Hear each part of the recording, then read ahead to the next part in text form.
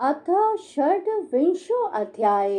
नंद बाबा से गोपों की श्री कृष्ण के प्रभाव के विषय में बातचीत। श्री सुखदेव जी कहते हैं, परीक्षित, व्रज के गोप भगवान श्री कृष्ण के ऐसे अलौकिक कर्म देखकर बड़े आश्चर्य में पड़ गए। उन्हें भगवान की अनंत शक्ति का तो पता था नहीं। वे इकट्ठे होकर आपस में इस प्रकार कहने लगे, इस बालक के ये कर्म बड़े अलौकिक हैं।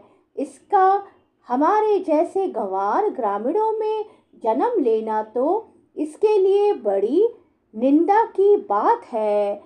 यह भला कैसे उचित हो सकता है? जैसे गजराज कोई कमल उखाड़कर उसे ऊपर उठा ले और धारण करे, वैसे ही इस नन्हे से 7 वर्ष के बालक ने एक ही हाथ से गिरिराज गोवर्धन को उखाड़ लिया और खेल खेल में 7 दिनों तक उठाए रखा। यह साधारण मनुष्य के लिए भला कैसे संभव है?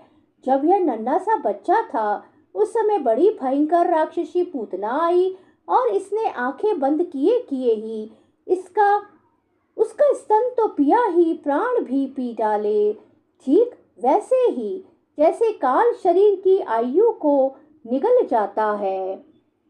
जिस समय यह केवल 3 महीने का था और छकड़े के नीचे सोकर रो रहा था, उस समय रोते रोते इसने ऐसा पांव उछाला कि उसकी ठोकर से वह बड़ा भारी छकड़ा उलटकर गिर ही पड़ा।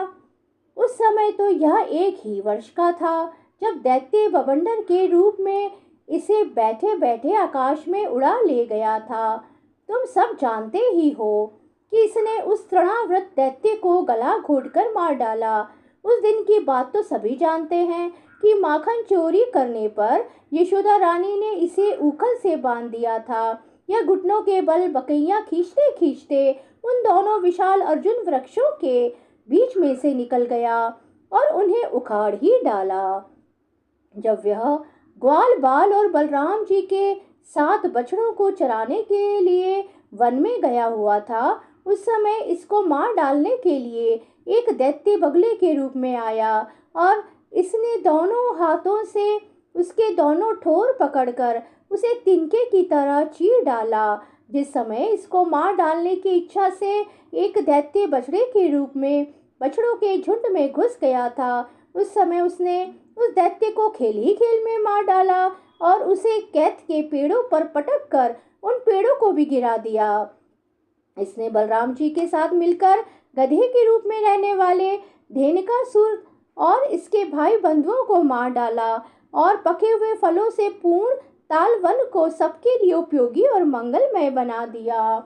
इसी ने बलशाली बलराम जी के द्वारा क्रूर प्रलंबासुर को मरवा डाला तथा दावानल से गौओं तथा ग्वाल बालों को उबार लिया।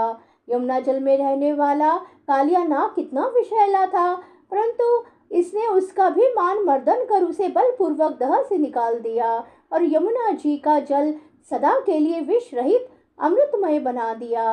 नंद जी, हम यह भी देखते हैं कि तुम्हारे इस सांवले बालक पर हम सभी व्रजवासियों का अनंत प्रेम है और इसका भी हम पर स्वभाव ही स्नेह है। क्या आप बतला सकते हैं इसका क्या कारण है? भला कहाँ तो ये 7 वर्ष का नन्हा सा बालक और कहाँ इतने बड़े गिरिराज को 7 दिनों तक उठाए रखना? व्रजराज, इसी से तो तुम्हारे पुत्र के संबंध में हमें बड़ी शंका हो रही है। नंद बाबा ने कहा, गोपों, तुम लोग सावधान होकर मेरी बात सुनो। मेरे बालक के विषय में तुम्हारी शंका दूर हो जाए, क्योंकि महर्षि गर्ग ने इस बालक को देखकर इसके विषय में ऐसा ही कहा था। तुम्हारा यह बालक प्रत्येक युग में शरीर ग्रहण करता है। विभिन्न युगों में इसने श्वेत, रक्त और पीत ये भिन्न भिन्न रंग स्वीकार किए थे। इस बार यह कृष्ण वर्ण हुआ है। नंद जी, तुम्हारा पुत्र पहले कहीं वसुदेव के घर भी पैदा हुआ था, इसलिए इस रहस्य को जानने वाले लोग इसका नाम श्रीमान वासुदेव है ऐसा कहते हैं। तुम्हारे पुत्र के गुण और कर्मों के अनुरूप और भी बहुत से नाम हैं तथा बहुत से रूप हैं। मैं तो उन नामों को जानता हूँ, परंतु संसार के साधारण लोग नहीं जानते। यह तुम लोगों का परम कल्याण करेगा।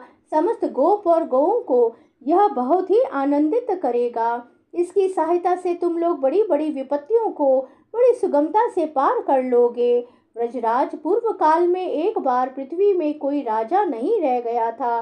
डाकुओं ने चारों ओर लूट खसोट मचा रखी थी।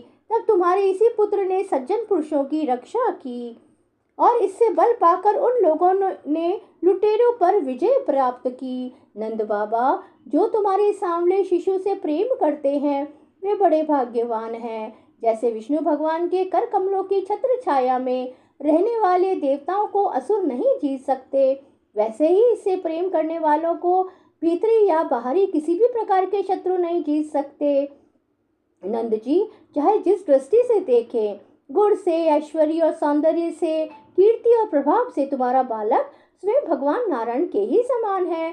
अतः इस बालक के अलौकिक कार्यों को देखकर आश्चर्य में न करना चाहिए।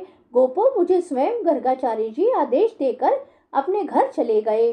तब से मैं अलौकिक और परम सुखद कर्म करने वाले इस बालक को भगवान नारायण का ही अंश मानता हूँ।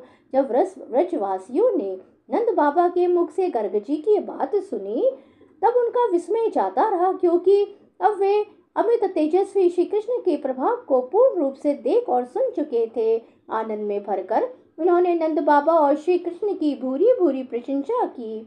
जिस समय अपना यज्ञ भंग हो जाने के कारण इंद्र क्रोध के मारे आग बबूला हो गए थे और मूसलधार वर्षा करने लगे थे, उस समय वज्रपात, ओलों की बौछार और प्रचंड आंधी से स्त्री, पशु तथा ग्वाले अत्यंत पीड़ित हो गए थे।